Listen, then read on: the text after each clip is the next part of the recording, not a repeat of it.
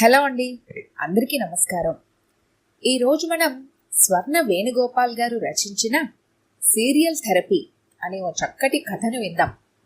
ఇక కథలోకి వెళ్దాం. ఆఫీస్ నుండి ఇంట్లోకి అడుగుపెట్టిన నాకు ఎదురుగా మా అత్తగారు కళ్ళు తుడుచుకుంటూ కనిపించేసరికి ఎవరికి ఏమైందోనన్న సందేహంతో కాళ్ళు చేతులు ఆడలేదు. హ్యాండ్ బ్యాగ్ సోఫాలో పడేసి ఏమైంది అత్తయ్య అంటూ గాబరాగా అడిగాను. వచ్చావా అమ్మా, కాఫీ పెట్టనా లేస్తూ అడిగారు. ఆమె చుట్టూ కూర్చున్న మా కాలనీ వాళ్ళు మేమొస్తాం అంటూ వెళ్ళిపోయారు. అందరూ మా అత్తగారి ఫ్రెండ్స్. కాఫీ నేను పెట్టుకుంటాను గాని మీరెందుకు బాధపడుతున్నారో చెప్పండి ముందు, ఆమె భుజాల పట్టి కూర్చోబెడుతూ అడిగాను. అది కాదు వసు, ఆ సంపత్ ఇన్ని రోజులు భార్గవిని ప్రేమించాడా, ఇప్పుడు పెళ్లి చేసుకోనంటున్నాడే. మళ్ళీ ముక్కు చీదారు. నాకేమీ అర్థం కాలేదు. అసలు సంపత్ ఎవరు, ఈ భార్గవి ఎవరు, పరిచయస్తుల్లో ఆ పేర్లు గల వాళ్ళు ఎవరైనా ఉన్నారా అన్న సందిగ్ధంలో పడ్డ నేను చిన్ననాటి పరిచయాల దగ్గర నుండి అందరినీ ఒకసారి రివైండ్ చేశాను. ఓహో, ఎక్కడ అలాంటి పేర్లు తగలలేదు. సరే, ఆవిడ్ని అడిగేస్తే పోలే అనుకొని వాళ్ళెవరత్తయ్యా అన్నాను. అంతే, ఇందిరాగాంధీ ఎవరత్తయ్యా అని అడిగినంత ఆశ్చర్యపోతూ అయ్యో నీకు తెలీదా, నా అజ్ఞానానికి జాలిపడ్డారు. నేను ఓహో అంటూ అమాయకంగా తలుగుపాను. నిజంగానే నాకు తెలియదు కదా. ఓసిని, మా టీవీ ఉందిగా, మన ఇంట్లో ఒకటే టీవీ కదా అత్తయ్య ఉండేది, మేమే అంటారేమిటి, మొత్తానికి ఈవిడికేదో అయ్యింది. అయ్యో ముద్దు, మీ అంటే మీదని కాదు, మీ ఛానల్ అన్నారు. అలాంటి ఛానల్ కూడా ఒకటి ఉందా? నిజంగానే నా నాలెడ్జ్ పూర్ అనుకున్నాను. అందులో పక్కింటి అమ్మాయి సీరియల్ హీరో హీరోయిన్లే ఈ సంపత్ భార్గవిను.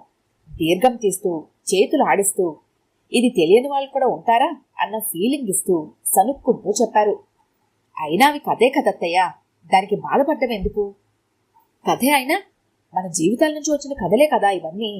సహజంగా ఉంటాయి కాబట్టే అందరూ టీవీలకు అతుక్కుపోతున్నారు. అక్కడికి దేశంలో అందరూ టీవీ చూడడం తప్ప వేరే ఏ పని చేయడం లేదన్న ధీమాగా చెప్పారు. ఇక ఈవిడితో పెట్టుకుంటే లాభం లేదనుకుని వంటగదిలోకి అడుగుపెట్టి సింక్లో నిండుగా ఉన్న గిన్నెలను చూసేసరికి నా తల గిర్రున తిరిగిపోయింది. చింద్రవంద్రగా ఉన్న స్టవ్, దాని చుట్టూ నూనె మరకలతో అసహ్యంగా ఉంది. అలసిపోయి వచ్చిన నాకు ప్రాణం విసూరుమంది. అసలే పని మనిషి కూడా 2 రోజులుండి రావడం లేదు. మా అత్తగారి మీద పీకల దాకా కోపం వచ్చింది. ఏం భయపడక అమ్మాయి, రేపు మంగా పనిలోకి వస్తారని కబురు చేసింది, ఈ పూట వంట నేను చేసేస్తాగా అన్న మా అత్తగారి మాటలతో నా కోపం అంతా దిగిపోయింది. పాపమని జాలిపడ్డాను కూడా. ఎప్పుడూ అదే వరస. నా ఫీలింగ్స్ ఇట్టే పసిగట్టి నేను నోరు తెరవకముందే ఆవిడే సర్దేస్తారు. దాంతో మా మధ్య ఎలాంటి పొరపచ్చాలు ఉండవు. పైగా నాకు ఆవిడ మీద బోలెడంత అభిమానం పెరుగుతుంది కూడా. ఇప్పుడు అంతే, నేను చేసేస్తాలే గాని మీకు సీరియల్ ఏదో ఉన్నట్టుంది అన్నాను. అంతే, అయ్యో అయ్యో చూసావా మర్చిపోయాను అంటూ ఒక్క గెంతుల హాల్లోకి వెళ్లారు.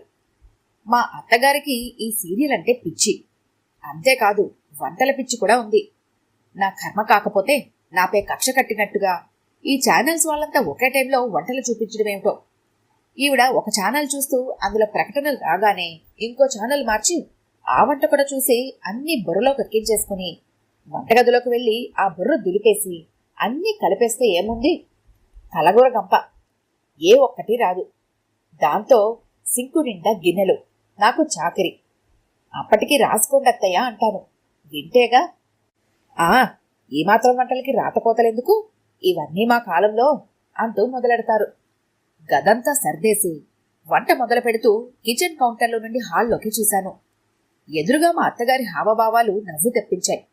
సీరియల్లో ఏ విలనో వస్తే ఇక మిటికలు విరిచేస్తూ శాపనార్థాలు పెడుతూ వాళ్ళను దులిపేస్తూ ఉంటారు.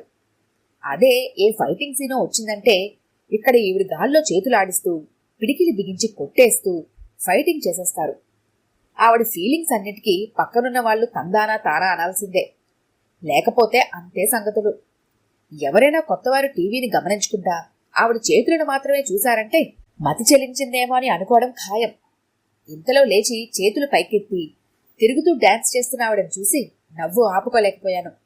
రాత్రి పిల్లల చదువుకు కూర్చున్నారంటే మాత్రం ఆవిడలోని ఈ చలాకితనం నీరు గారిపోతుంది. ఆ టైంలో నేను ఎట్టి పరిస్థితుల్లోనూ టీవీ పెట్టనివ్వను. అందుకే తన రూమ్లో ఇంకో టీవీ పెట్టించమని అస్తమానం కోరుతూ ఉంటారు.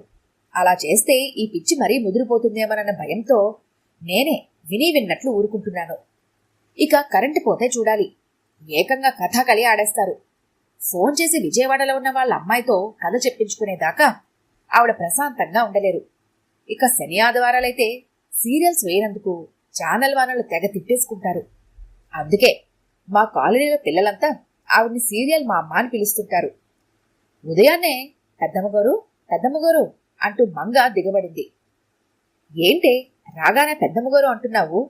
పనిలోకొచ్చి 2 రోజులైంది. ఇప్పుడు ఆవిడతో కబుర్లు పెట్టుకుని కూర్చున్నావంటే చంపుతాను. పోయి పని చూడు. కోపంగా కసిరాను. అది కాదమ్మా, పెద్దమ్మగారికి ట్యాంకు చెప్పాలా అంది. ఇప్పుడెందుకు ఆవిడకు? వ్యంగ్యంగా అడిగాను. మా మామ మారిపోయాడమ్మా. ఇప్పుడు నన్ను ప్రేమగా చూసుకుంటున్నాడు. ఇదంతా పెద్దమ్మగారు దయ. పళ్ళన్నీ కనిపించేలా నవ్వుతో చెప్పింది. ఇంతలో మా అత్తగారు రంగప్రవేశం చేశారు. ఏమే 2 రోజులు ఎక్కడ తగలడ్డావే? కోడలంత ఇబ్బంది పడిందో తెలుసా? గయ్యమన్నారు రాగానే. అనేముని వెళ్ళానమ్మగారు. సిగ్గుతో మెలికలు తిరిగిపోతూ 2 చేతులతో ముఖం కప్పుకుంటూ అది చెప్పిన సమాధానానికి పిల్లలతో సహా అందరూ ఫక్కును నవ్వేసరికి మరింత సిగ్గుతో పెరట్లోకి పారిపోయింది. అస్తమానం తాగి వచ్చి మంగను కొట్టి హింసించే రాములని పిలిచి మేమంతా ఎంత మందలించినా వినక పైగా అమ్మగారికి చెబుతావా అంటూ మరో 2 తగిలించేవాడు. దాంతో మేం చెప్పడం మానేశాము. ఇప్పుడు మా అత్తగారు ఏ మంత్రం వేసి వాడిని మార్చారో అదే అడిగాను మా అత్తగారిని. ఏం లేదమ్మాయి, యాహూ ఛానల్ ఉందా? ఇంకో పరీక్ష నాకు. ఉంది అనేసాను తెలియకపోయినా. వాడిని కూర్చోబెట్టి అందులో వచ్చే ఆలుమొగల సీరియల్ చూపించాను. దెబ్బతో మారిపోయినట్టున్నాడు సన్నాసి.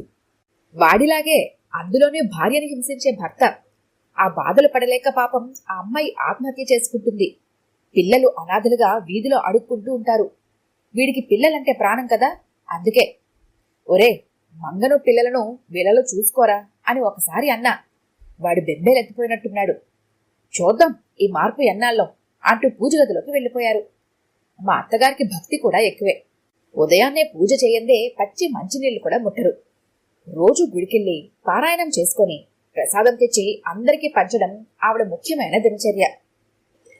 పెరట్లో హనీమూన్కు ఎక్కడికెళ్లారు మంగా అని అడుగుతున్న మా 12 ఏళ్ల పాపతో అట్లాంటివి నీవు అడగకూడదు పాప అని అంటున్నదాని కళ్ళల్లో కొత్త కాంతి, ముఖంలో సంతోషం, పెదవులపై నవ్వుకు కారణం మా అత్తగారైనందుకు గర్వంగా ఫీల్ అయ్యాను. నేనన్నీ చూసుకుంటాను, ఓ 10 రోజులుండిరా అని చెప్పిన మా అత్తగారికి అన్నీ అప్పగించి నాన్నగారి సంవత్సరికానికి అమ్మ దగ్గరికి వచ్చాను. అమ్మ ఇష్టప్రకారం అన్నీ సక్రమంగా జరిపించాడు అన్నయ్య. అమ్మను చూస్తుంటే చాలా బాధగా ఉంది నాకు. బాగా చిక్కిపోయింది. ఆమెలో నిస్తేజం, నిర్లిప్తత, దిగులు స్పష్టంగా కనిపిస్తోంది. మాటలు కూడా బాగా తగ్గించి ఎప్పుడూ ఆధ్యాత్మిక పుస్తకాలు చదువుతూ కూర్చుంటుంది. అన్నయ్య వదిన ఆఫీస్కు, పిల్లలు స్కూల్కు వెళ్ళాక ఇల్లంతా నిశ్శబ్దం. అమ్మ ఒంటరిగా కూర్చొని ఆ పుస్తకాలు చదువుతూ వైరాగ్యం పెంచుకుంటోందని అనిపిస్తోంది. నాకు మా అత్తగారు గుర్తొచ్చారు. ఒకవైపు పూజా పునస్కారాలు, పారాయణాలంటూ ఆధ్యాత్మికత్వాన్ని పాటిస్తూనే ఇటు టీవీ సీరియల్స్, వంటలు మాటలు అంటూ లౌకికత్వాన్ని కూడా మరొక నిరాశ, నిస్పృహ, ఒంటరితనాలను దగ్గరకు రానివ్వక తన వయసును మర్చిపోయి నవ్వుతూ తుల్లుతూ ఉండే ఆవిడకు హ్యాట్స్ ఆఫ్ చెప్పక తప్పదు. ఆధ్యాత్మికత మనకు ఆత్మస్థైర్యాన్ని, ఆత్మానందాన్ని, మనోబలాన్ని, ప్రశాంతతని ఇస్తుందనడంలో సందేహం లేదు. ఇంకోవైపు వైరాగ్యాన్ని కూడా కలిగిస్తుంది.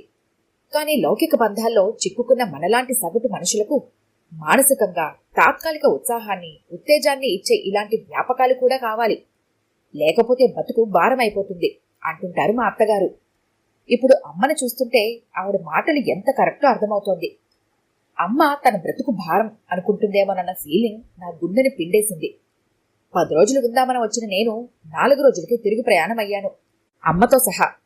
ఇల్లు చేరగానే మొట్టమొదటగా నేను చేసిన పని మా అత్తగారి రూంలో టీవీ పెట్టించడం. దాంతో ఆవిడ ముఖం చాటంత అయింది. మా పిల్లల కన్నా ఎక్కువగా అల్లరి చేసే మా అత్తగారి సహవాసంతో 4 రోజుల్లో అమ్మ వైరాగ్యం తగ్గుముఖం పట్టింది. మునుపటిలా నవ్వుతూ తిరుగుతున్న అమ్మను చూశాక మా అత్తగారు నా కళ్లకు దేవతలా కనిపించారు. ఈ కథ కనుక మీకు నచ్చినట్లయితే లైక్ చేయండి, షేర్ చేయండి. మరిన్ని ఇంట్రెస్టింగ్ కథల కోసం మా ఛానల్ని తప్పకుండా సబ్స్క్రైబ్ చేసుకోండి.